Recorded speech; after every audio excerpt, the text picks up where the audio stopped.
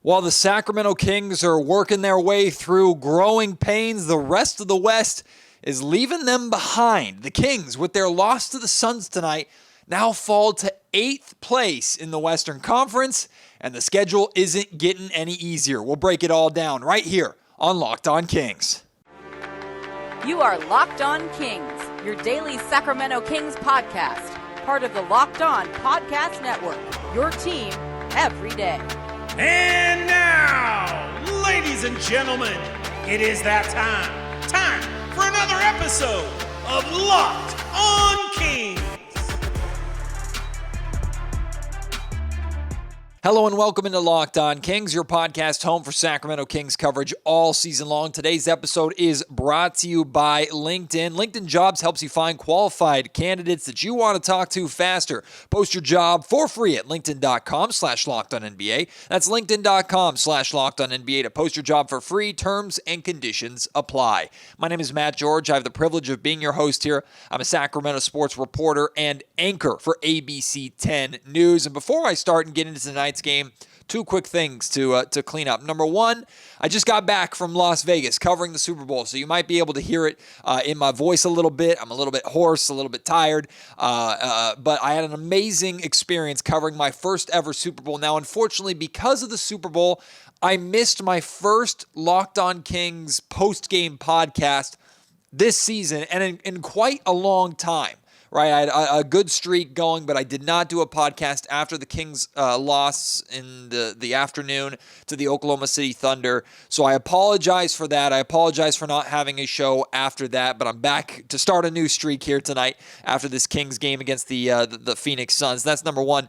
Number two is shout out to Sackyard Community Tap House, your official home of the Locked On Kings listener. Great local sponsor here of the Locked On Kings podcast. Hosted our second ever Locked On Kings watch party.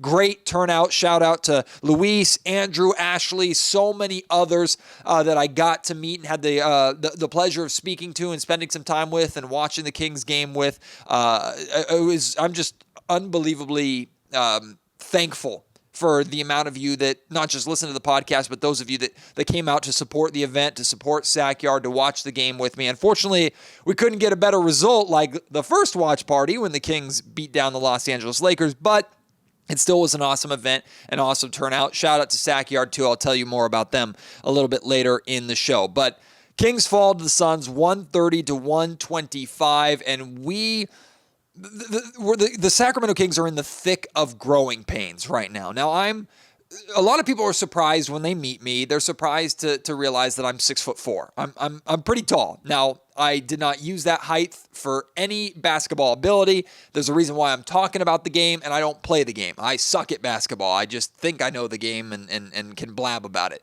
But I am 6'4", and that always surprises some people. And I bring that up because I went through a massive growth spurt from sixth grade, or rather 8th grade. I ended junior high at 5'4", believe it or not. Went through a summer of hell. Started my freshman year of high school at 5'7". By the end of my freshman year, I was almost 6 feet tall. From the end of 8th grade to the end of my freshman year, I basically slept in a bathtub in hot water because my legs hurt me so bad. Those growing pains were the worst.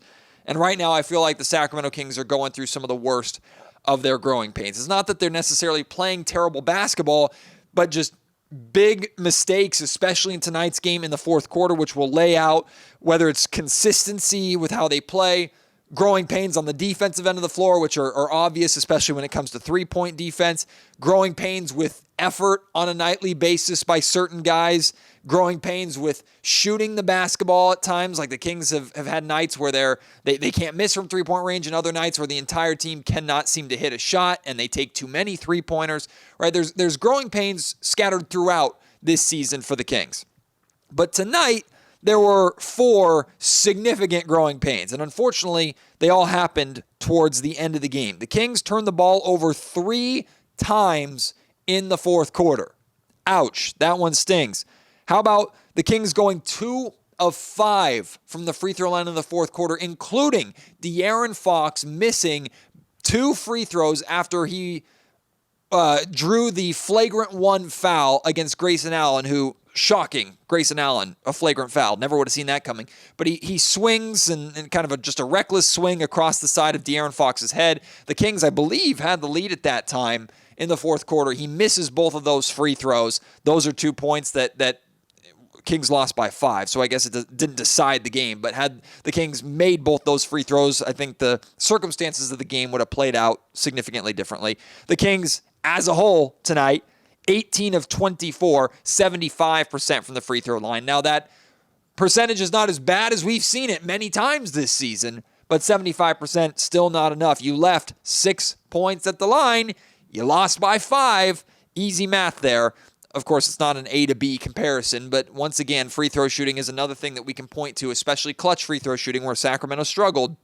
Then there's a growing pain mistake by Keegan Murray, right? The Sacramento Kings are only down by 1, and the Suns call a timeout to advance the ball past half court so they can inbound on their side of the floor. Actually, I'm sorry. I think it wasn't after a timeout. I think the Kings had a foul to give and used it. And then Keegan fouls, I think it was Devin Booker, before the inbound, meaning you get a free throw and you get possession of the ball back. Of course, Devin Booker hits that free throw. That hurts. It makes it a 2-point lead, Suns lead, instead of a 1-point Suns lead. And then the Kings foul Devin Booker again, play the foul game. Devin Booker only hits 1 free throw, meaning the Kings are only down 3, misses the second free throw, and the Kings don't get the rebound. The Suns get the offensive rebound. They foul Devin Booker again. He wins this game essentially at the free throw line, puts this game out of reach. Those 2 plays right there at the end, that Keegan Murray foul on the inbound, and then the Kings not securing the rebound after Devin Booker missed a rare clutch free throw.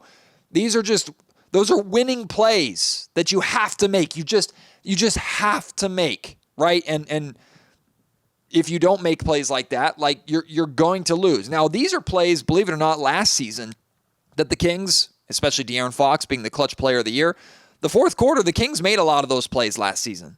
This season, there aren't too many games that I can point to such obvious, blatant mistakes like this, but the last time the Kings played the Suns, they blew a 20-point lead in the fourth quarter. The Kings had a chance to beat the Milwaukee Bucks on the road, made some mistakes that led to that game winner by Damian Lillard. So there have been a handful of incidents in the fourth quarter where the Sacramento Kings should have tightened up and cleaned things up to secure a victory, and instead they made some big mistakes, and it's directly cost them losses. And now these losses are starting to pile up because while the Kings are going through their growing pains and taking those bumps in the road to get to where they want to get to, the West isn't waiting around for them, right? The West doesn't care. The West doesn't feel sorry for you. The West is, once again, ridiculously good. The Kings benefited from a down year from the West last season to where they could be a 3rd seed. Now the Kings are 7 games over 500, but with tonight's loss, they're down in 8th place. 8th place. In the old days, that was the final playoff spot. Now that's the 2nd play-in spot. Now, here's how everything shakes up. Here's the good news. The Kings are only a game and a half back of 5th place. So it's not like, oh God, the gap between 8th and 5th is massive, except the team that's in 5th place is the Phoenix Suns that you just lost to. Now, here's the bad news. The 9th place Lakers are only 2 games behind you. The 10th place Golden State Warriors are only 3 games behind you. This Kings season is reaching very dangerous territory, right? Because it's not getting any easier, right? Here's the upcoming schedule for the Sacramento Kings. They play tomorrow. Not only do they play tomorrow, they play against the Denver Nuggets in Denver. Yeah, the same Nuggets team that they just beat a couple nights ago, the same Nuggets team that they have beaten twice this season, and both of those games, the Nuggets were on the second night of a back-to-back, and the Kings had the advantage. Yeah, you best believe the Denver Nuggets are probably going to be a little pissed off, number one, and number two, they're probably looking at this Kings team and licking their chops, and I don't blame them. There's a great chance that the Kings get their butts kicked tomorrow. Now, I hope they don't. I hope they respond, play well, and win this game on the second night of a back-to-back. But all expectations are and should be that the Nuggets will win tomorrow's game. After the Nuggets, doesn't get better. Well, short-term gets better. You have the San Antonio Spurs at home, except the Kings just lost to the Detroit Pistons at home. They also have lost earlier this season to the Charlotte Hornets at home, right? This is where these losses are starting to pile up. So who knows if the Kings are going to beat the Spurs or not? They should, but who knows if they will. And then after that, the Clippers, who have destroyed you this season. The Miami Heat, that just beat you on the road by double digits. The Denver Nuggets again in Denver. And then the Minnesota Timberwolves. Best team in the West, or amongst the best teams in the West. It's not getting any easier for the Kings. It's not getting any easier at all. Sacramento is in dangerous territory here. And if they don't clean things up and minimize these growing pains and get back to the way that they were playing earlier on in the season, if they don't firmly establish themselves as a playoff team and show and play like they belong here, guys, there's a chance that they could be sitting in the 9th or 10th spot with the threat of maybe even falling out of a play-in spot in total by March. Now, we all believe this team is better than that. I look at this Kings team, and I believe that this is a playoff team. And hey, maybe this will start kind of a sense of urgency a little bit. We saw a sense of urgency tonight from how DeAaron Fox played. Certainly saw a sense of urgency with how Domantas Sabonis played. But will the rest of the team, will they catch up? Will the Kings coaching staff, will the front office, anybody, everybody, will they catch up and recognize the urgency and the significance of the situation ahead of them? We got to talk about that. We have to talk about Domantas Sabonis, who once again had a monster triple-double tonight, his 18th triple-double of the season.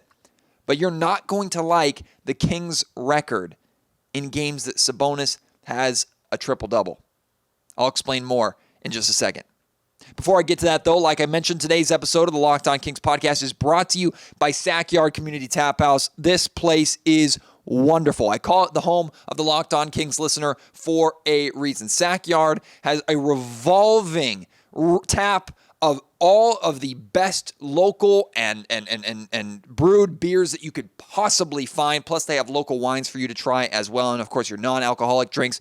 Sackyard Community Tap House is wonderful. They also have a rotation of different food trucks that come in, like Senor Burgers was there tonight, and their burgers are just unbelievable. I had their spicy burger tonight, and it was fan-freaking-tastic. Plus, Sackyard puts on all sorts of events, not just Locked On Kings watch parties. They have live music. Tonight, on Tuesday night, they host a running club. After they go running together, they come and have a drink and have some food and enjoy the company. Like Sackyard Community Tap House. Community is very intentional in their name, right? Because they want it to be a hub for Sacramentans out there. Whether you're a Kings fan looking for a place to watch the game with your fellow Kings fans, whether you just want to go out with family, and that family includes your dogs and your kids, right? Just because it's a place to drink alcohol and hang out for adults to chill doesn't mean that your furry friends and your little ones can't come as well. They have an outdoor patio that is perfect year-round.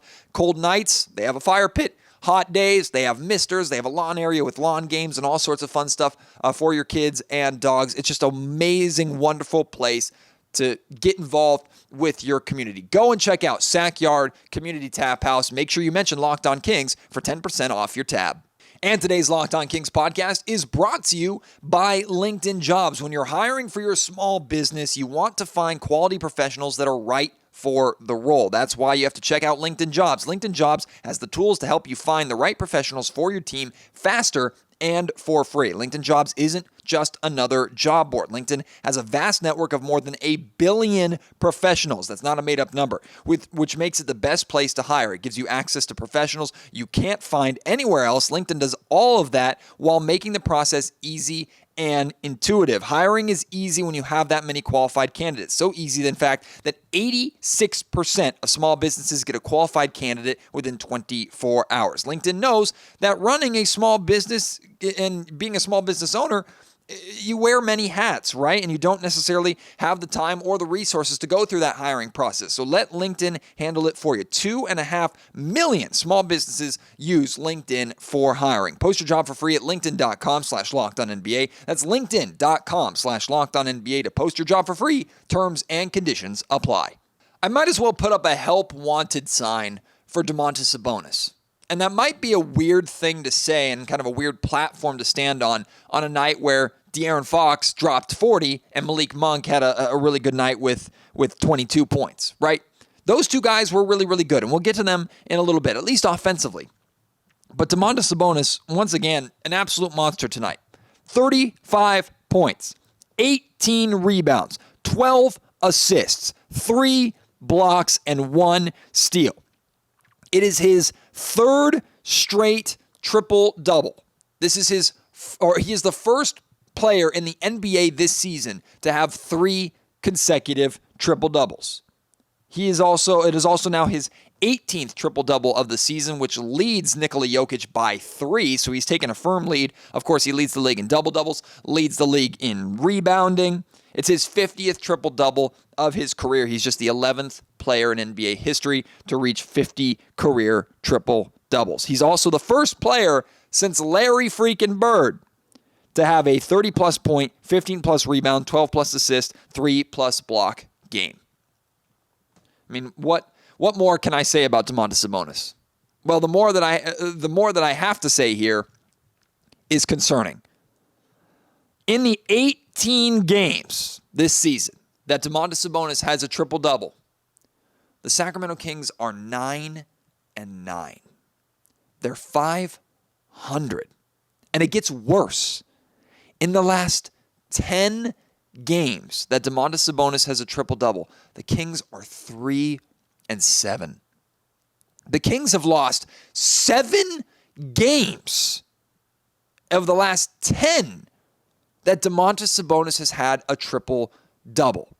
Now, a lot of people are going to take that number and they are going to run with it and use it to fuel their anti-Sabonis empty calories. Sabonis does not impact winning arguments, and you know how I feel about them, right? They're foolish. Because if you're actually watching Kings basketball, you would see that nobody on this roster is playing harder and giving a damn and consistently making an impact on a nightly basis more than Domantas Sabonis is. Nobody. It's not close. Not DeAaron, not Malik, not Keegan, nobody. Domantas Sabonis has been the consistent force for this Kings team, especially lately.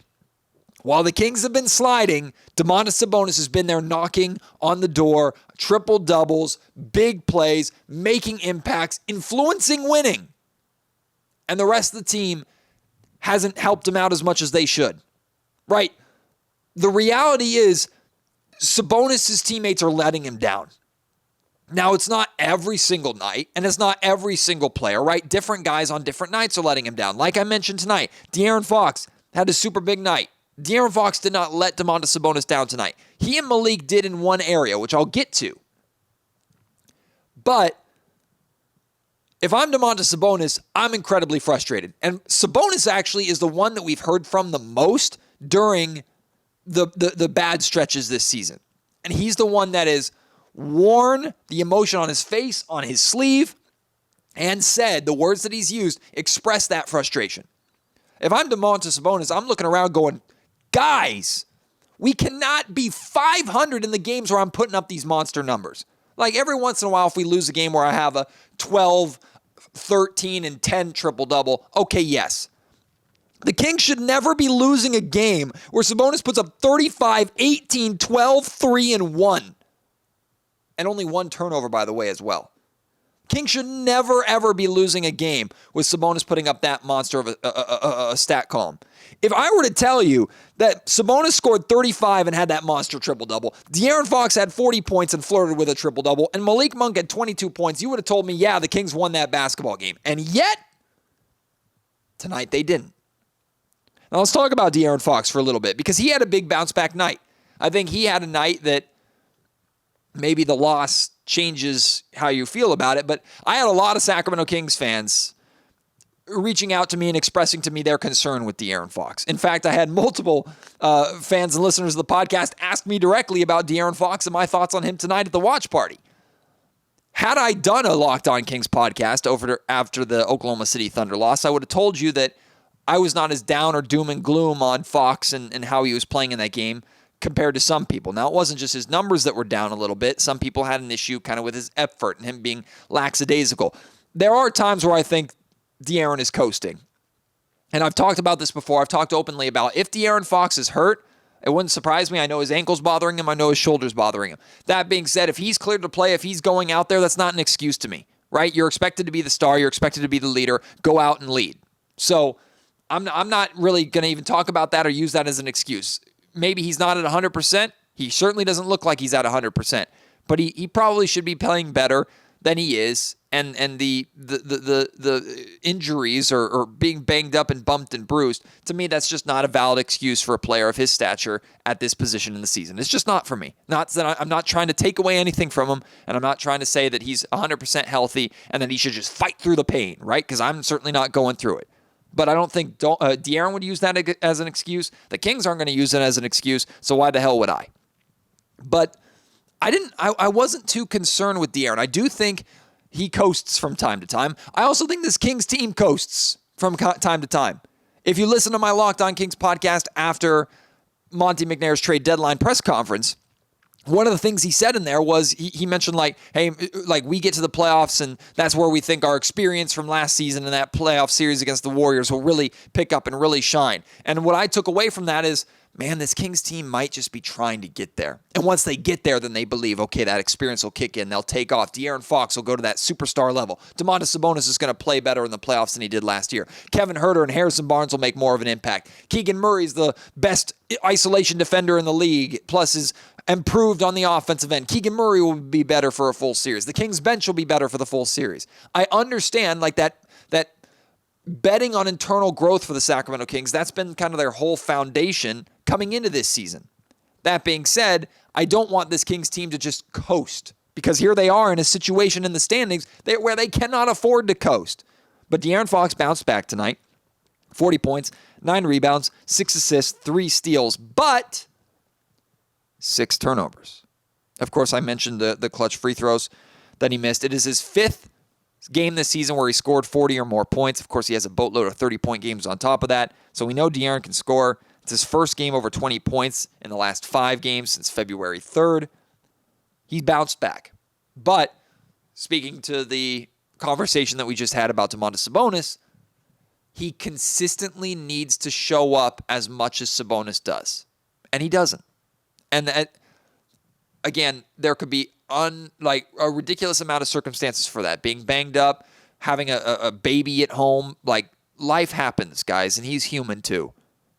It sucks to see guys like Shai Gilgeous-Alexander or other stars in this league put up big numbers basically on a nightly basis where Fox will have these stretches where he just struggles too. I think he's figuring some things out in that sense too. DeAaron Fox absolutely has to be better. I'm not making excuses for him. But I believe DeAaron Fox is fine. The team has issues. I'm going to talk about Malik Monk in a second. I'm going to talk about Keegan Murray in a second. Also, a target that I thought the Sacramento Kings should be interested in and should be targeting or going after during the trade deadline, Royce ONeal, who now plays for the Suns because the Suns traded 3 second-round picks for him. He had a big night against the Kings, and you're right, it stings. I'll talk about that too in a second. Today's episode of the Locked On Kings podcast is also brought to you by Nissan. Are you the kind of driver that likes to push things a little further? Ever wonder what adventure could be around the corner? Our friends at Nissan have a lineup of SUVs with the capabilities to take your adventure to the next level. Of course, they have the 2024 Nissan Rogue. This car is unbelievable. It's perfect for city drives and for great escapes. Class exclusive Google is built in, and it's your always updating assistant to call on for almost anything. Gone are the days of connecting your phone. Google Assistant, Google Maps, and Google Play Store are built right into the 12.3-inch HD touchscreen infotainment system. It's futuristic. It's unbelievable. The 2024 Rogue is the perfect midsize crossover for your next adventure. You want versatility? This vehicle has it. Plus, there's the 2024 Nissan Pathfinder. This thing is a tank, has room for up to 8 people, and expansive cargo capacity, and advanced available 4x4 capability. With 284 horsepower and up to 6,000 pounds of towing, when adventure calls, the Pathfinder is there to answer. Take the Nissan Rogue, Nissan Pathfinder, or Nissan Armada and go find your next big adventure. Shop NissanUSA.com. 2 years in a row, the Sacramento Kings elected to do basically nothing at the trade deadline. Last year, they made a minor Kessler Edwards move. This year, they made a cash move, bringing in Robin Williams and then waiving him. We all know that the Kings have holes on this roster. We all know the Kings had opportunities to improve those holes. Ultimately, Monte McNair decided that the moves that were out there were not the right moves for the Sacramento Kings to make. But one of the moves that their competitor made in the Phoenix Suns was to send 3 second-round picks. That's all it took. 3 second-round picks to the Brooklyn Nets for Royce O'Neal. Now, did I expect, if the Kings were to get Royce O'Neal, would I expect him to come to Sacramento and suddenly make the Kings title contenders? No, absolutely not. But do I expect Royce O'Neal could come in and shore up a playoff rotation? Absolutely, because he's fit right in to the Phoenix Suns rotation, and here he is tonight with a maybe you should have traded for me game. 9 points, 4 rebounds, 5 assists, 4 steals. He also hit a clutch three-pointer when the Suns were making their run to take the lead in the fourth quarter. Look, I'm not going to overreact too much to this because it's one good game by a role player. But this is another example of boy, the Kings could have used that tonight, right? They were missing Trey Lyles. Trey Lyles was out with an illness tonight, unfortunately. And when the Suns went small, the Kings really struggled with that because they didn't have Trey. And unfortunately, they're now going to be without Sasha Vezenkov for an even more extended period of time. He suffered an ankle sprain. I believe it's a grade 3, which is the worst kind of ankle sprain you can have. He suffered that during practice. So Sasha Vezenkov down for the count for a while. So the Kings' depth is hurting a little bit. But regardless, even if they were at full strength, I think Royce O'Neal would have helped on both ends of the floor, but especially on the defensive end. Again, tonight, 4 steals. Made a big defensive impact. Also rebounded the basketball, which the Kings couldn't use. Helped move the basketball, 5 assists. Hit some big shots, too, when it mattered. A winning player that joins a team that's expected to do a lot of winning in the postseason. Not going to overreact to it and say, Monty, you're a fool. Why didn't you go get Royce O'Neal necessarily? But it's just another asset that the Kings could have used that one of their competitors went out and got. And you're seeing the results of that right away. Let's talk about Malik Monk really quick. Really good night tonight, right? Really, really good. He, Sabonis, and Fox were the big 3 for Sacramento tonight. 22 points, 4 rebounds, 6 assists. You love to see that. But what you don't love to see is 5 turnovers. So that means DeAaron Fox and Malik Monk combined for 11 of Sacramento's 13 turnovers. Your 2 primary ball handlers, your 2 leaders with the basketball, turn the ball over 11 times. You're going to struggle to win when you do that, right? And a lot of those turnovers, unfortunately, were costly turnovers. Costly, especially those 3 turnovers in the fourth quarter. Now, I go back to the argument I made last segment, right? Domantas Sabonis needs more help. Well, Matt, Fox, and Malik Monk combined for 62 points. They were helping him. Yeah, tonight, offensively, scoring-wise, they stepped up. But those guys turn the ball over way too much tonight. They don't do it often. They don't do it every single night. But here's an example of they take better care of the basketball. The Kings don't waste that monster triple-double that Sabonis had. The Kings are at least 10-8, not 9-9 in the 18 games that Sabonis has a triple-double. You know who else needs to step up? It's Keegan Murray. I'll be completely honest with you. Keegan is not playing good basketball right now. He's not. He's not making enough of an impact. Defensively, I know he's statistically the best isolation defender in the league. He had some good moments against Devin Booker and some against Kevin Durant tonight. Unfortunately, he gets into foul trouble a little bit too much, or he has been lately. And then offensively, M-I-freaking-A. Right? Keegan Murray, in the 7 games that he has played in February, is averaging tonight he had 6 points, went 3 of 9 from the field. In the 7 games in February, he's averaging just 8 points. He's shooting only 40% from the field and 21% from the three-point line. Now, he's shooting 100% from the free throw line. The only problem is he's getting to the line like 0.3 or 0.6 times a game. He's not getting to the foul line. We talked a lot about coming into this season. The Kings need Keegan to step up as an offensive player, step up as another go-to primary scorer. And in some instances, in some cases, he has. But I'm a little bit concerned. I'm not going to lie to you. I'm a little bit concerned that Keegan has slowly started to offensively drop off a little bit. He's been kind of up and down all season, but he started to drop off a little bit as the Kings have tried to emphasize Harrison and emphasize Kevin and emphasize other guys more.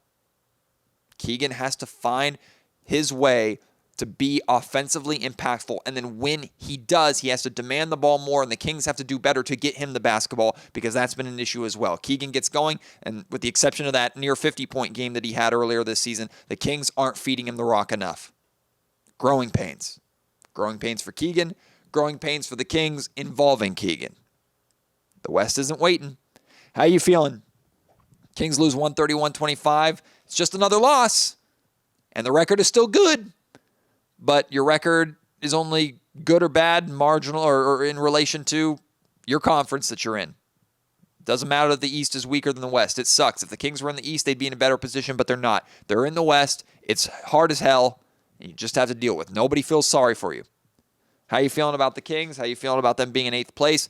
Let me know. At MattGeorgeSack on Twitter. Email me, mattgeorgesports@gmail.com. Leave your thoughts in the YouTube comment section down below. Again, shout out Sackyard for hosting another amazing Sacramento Kings watch party, or Locked On Kings watch party. I look forward to doing another event at Sackyard coming very soon. I'm hoping to be able to do a live show from Sackyard. I'm working that out, hopefully in March or in April before the season wraps up. So keep an eye and an ear out for that. I'll have more information when we get things kind of set in stone and some dates locked down in a little bit. So keep an eye and ear out for that. But I appreciate you so much. Those of you that came to Sackyard, I love you. Those of you who didn't but still listen all the time, wherever you are in the world, I appreciate you and love you so much too. Can't wait to have you join me on the next episode of Locked On Kings. Until then, my name is Matt George. You've been listening to the Locked On Kings podcast, part of the Locked On Podcast Network.